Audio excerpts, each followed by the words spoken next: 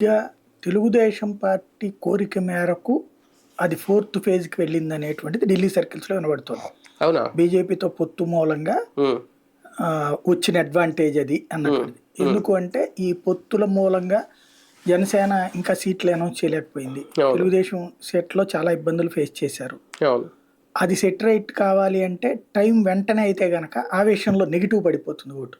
హ్మ్. హ్మ్. కొంచెం ఆలస్యం అయితే ఈలోపు వీళ్ళు మాట్లాడే మాటలు వీటి వల్ల కొంత సర్దుకుంటారు. వాళ్ళని కూడా బుజ్జగించే అవకాశం టైం ఉంటది. అంటే వాళ్ళు కూడా ఇక మన మనోడి కంటే హ్మ్. ఏం చేస్తాను మనోడు ఏదో తప్పు హ్మ్. చేశాడు కానీ తప్పదు మనోడిని గెలిపించుకోవాలి కదా మనం అనేటువంటి ఫీలింగ్ తో వెళ్తారు కదా. అవును. కాబట్టి ఆ రూట్ లో మూమెంట్ అన్నటువంటిది ఇప్పుడు ప్రస్తుతం చంద్రబాబు గారి ప్రయత్నం. హ్మ్. బీజేపీతో పొత్తు పెట్టుకుంది కాబట్టి ఈసీ మీద బీజేపీ ఇన్ఫ్లుయెన్స్ ఉంటుంది కాబట్టి వాస్తవంగా 2వ ఫేజ్ లో అడిగారు ఆయన. హ్మ్. కానీ వాళ్ళేమో 4వ ఫేజ్కి పెట్టారు ఈసీ వాళ్ళు అని చెప్తున్నారు. ఎంతవరకు వస్తుంది మనకి తెలియదు. ప్రస్తుతం ఢిల్లీలో వినబడుతున్న మాట అది. హ్మ్. హ్మ్. హ్మ్. 4వ ఫేజ్ అనేటప్పుడు కొంత నష్టం అవుతుంది. హ్మ్. ఒక రకమైన ప్రయోజనం ఏంటంటే ఈలోపు బీజేపీది లిస్ట్ అనౌన్స్ చేయాలి, తెలుగుదేశం లిస్ట్ అనౌన్స్ చేయాలి, ఈ పొత్తుల మూలంగా వచ్చినటువంటి అసంతృప్తులు ఇవి చల్లార్చుకుంటున్నారు. ఇంకోటి సోషల్ మీడియాలో ఆవేశంతో రెచ్చిపోయేటువంటి వాళ్ళు కూడా నిదానంగా మారుతున్నారు. హ్మ్.